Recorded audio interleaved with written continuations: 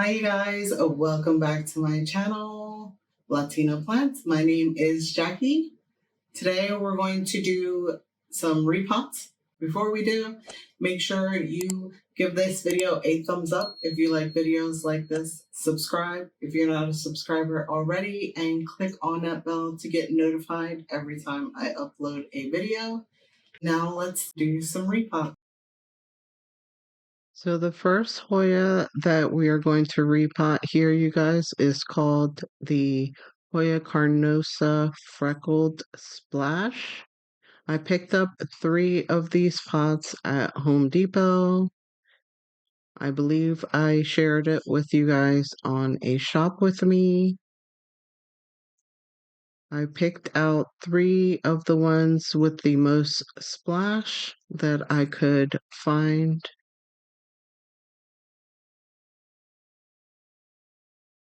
This Hoya is native to East Asia and Australia. We're going to go ahead and take her out of her substrate.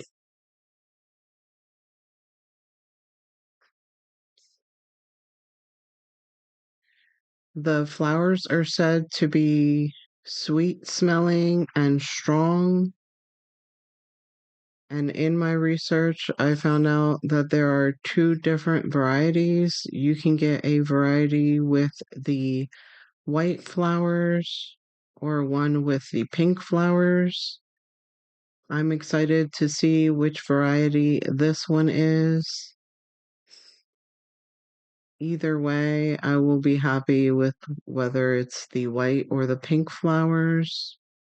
I'm also excited to see what the scent actually smells like. On Instagram, I found this photo here from Jenna's Plants of the bloom of her Carnosa Freckled Splash, and it's the pink variety.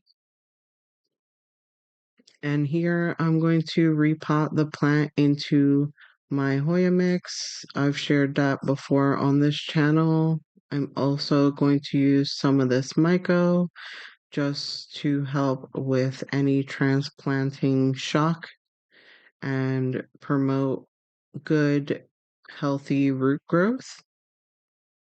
Anything that I use on this video, I will leave link down below for you guys.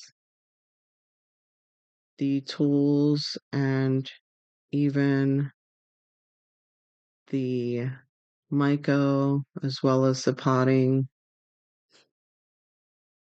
containers that I use. I will share them with you down below in the description.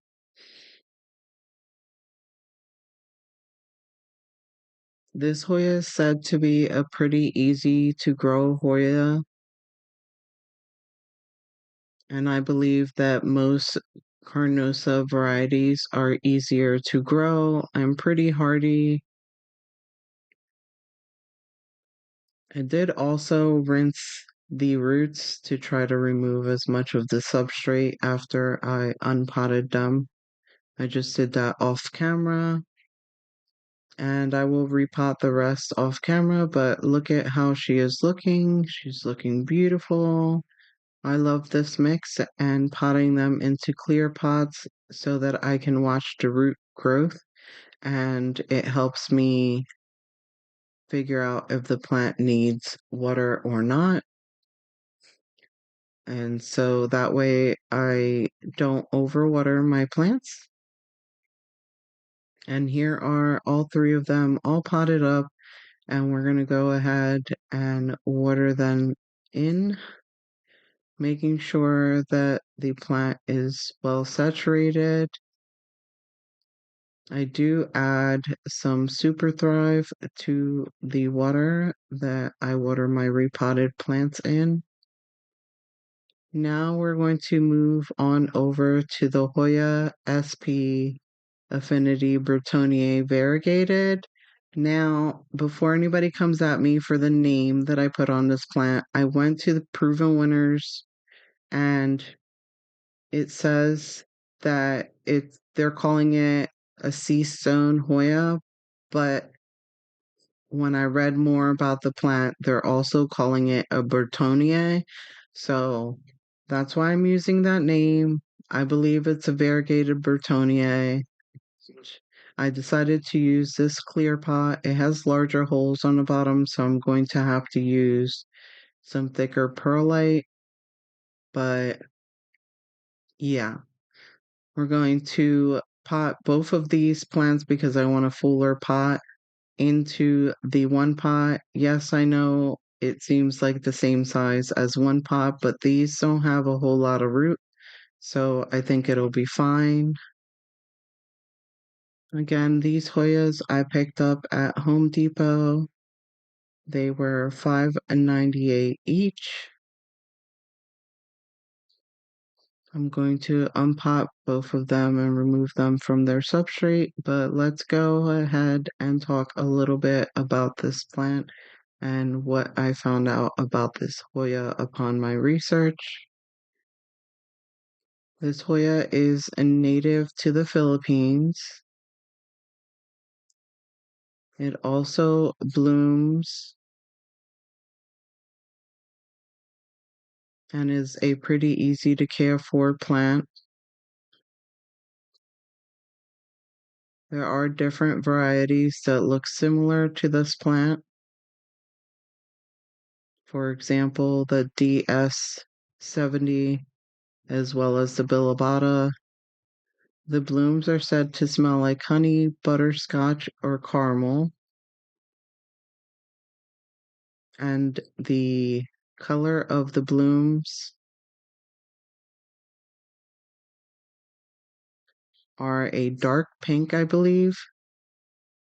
I'm excited to grow this plant out and see her blooms and smell the scent that she puts off.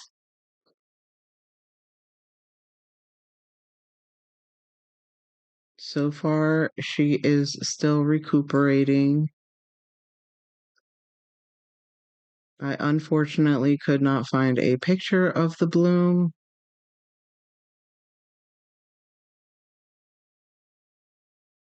to share with you guys, but you guys can do your own research and find out what the blooms look like.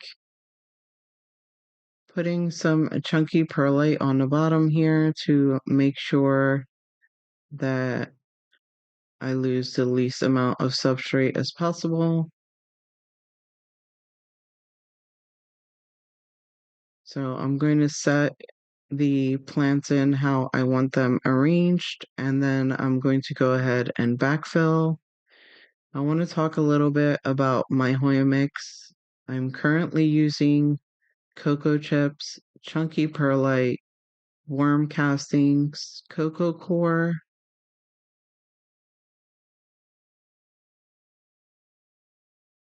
I did not have any charcoal on hand. And here I'm going to add some myco to the roots, again, to help with any kind of transplant shock and to aid in a healthy substrate. So going in around the edges first, just to stabilize her and make sure those roots around the edge are covered. Yes, this is super tight, but I know that Hoyas like to be more tight in their pots. So to start her off, I will put her in this pot, and probably once she gets used to her substrate, because I am changing the substrate to something different than what she's used to, and I start seeing some root growth on the outer side of this clear pot, and her leaves look healthy and firm, I will go ahead and up pot her to the next size pot. But for now, she will be good in this pot.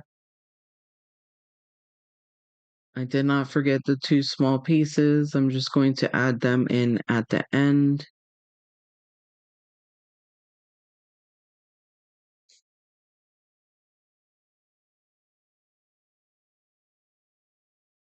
Again, using my tool here to make sure there are no gaps and to push in the chunkier parts of the substrate. I do want to make sure that this plant stays pretty airy and the soil stays pretty chunky because she doesn't like to sit in water too long. At least the Bertonier or Billabata that I have doesn't like to sit in water too long.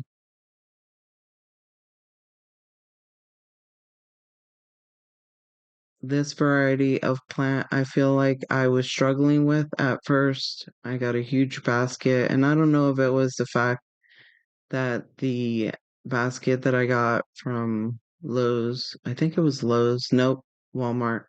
It was in Walmart's nursery indoor section. I got a huge basket of it, one of the larger Costa Farm baskets, and it wasn't super rooted. And the roots that it did have had a bit of root rot from being overwatered.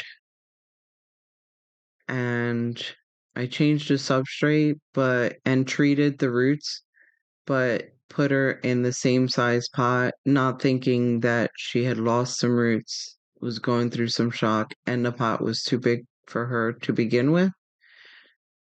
And she continued to rot off because she was in too much substrate, even though I changed her substrate to my chunkier substrate. It just was too large of a pot. So here's what she's looking like, all potted up. Fingers crossed that she does well. So far, she's doing well. Haven't seen any root growth on the outside yet, but let's go ahead and water her in. Again, using some Super Thrive water and just making sure that all her roots are covered and watered. And now we're going to move on to the Hoya Fitchii or Fitchii. I'm not sure how you pronounce it, but this again I found at Home Depot, Proven Winners line $5.98 the pot. I was so excited to pick this up. They're calling it the teacup. I picked this plant up because I don't have her in my collection, and as you can see, she's sopping wet. Um, she might be a thirstier plant. I'm not sure. She has thinner leaves than a carnosa, in my opinion. But I fell in love with the veining of this plant, and I just had to have her. So I picked her up, you guys. I'm going to pot her together in the same pot because I want a fuller pot of this plant. And so I'm trying to remove as much of the substrate as possible and be as gentle as I can without hurting the roots. And as you can see, this plant wasn't super rooted. So I feel like the substrate that she was in was not that good for her. And she was staying moist for way too long. This Hoya is native to the Philippines, as most Hoyas. I believe she can sun stress like the Hoya Sunrise. I'm not sure, don't quote me on that. But her blooms are said to smell sweet, like citrus. Here she is, all rinsed out. I'm going to put her in this yogurt cup that I've used my fuse tool to poke holes on the bottom. And again, using some chunky perlite to minimize the substrate getting rinsed out of the pot. And so here I'm just putting the plant in, arranging it. I found this beautiful picture from this person here, Akai's place, I believe. She's from Toronto, and I love the way the blooms look on this plant. I'm super excited to see what she looks like. And I know that the blooms can vary in color depending on how much sun the plant is getting, how much light.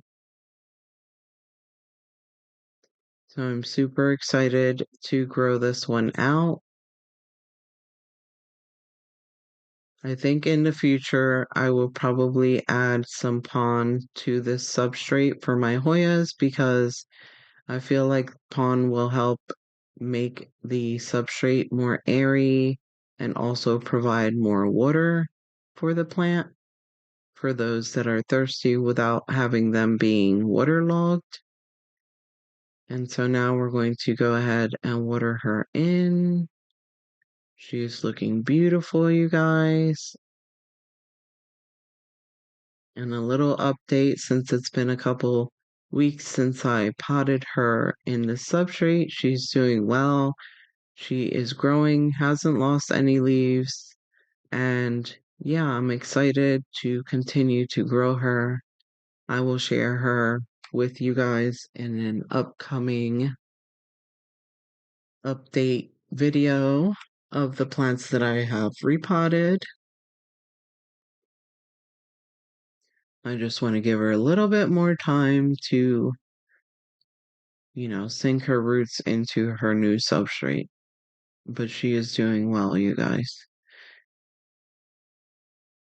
I feel like this Hoya doesn't like a whole lot of light. I have her currently under my Barina T5s on the shelf, but pulled a little bit away from the light, not directly under.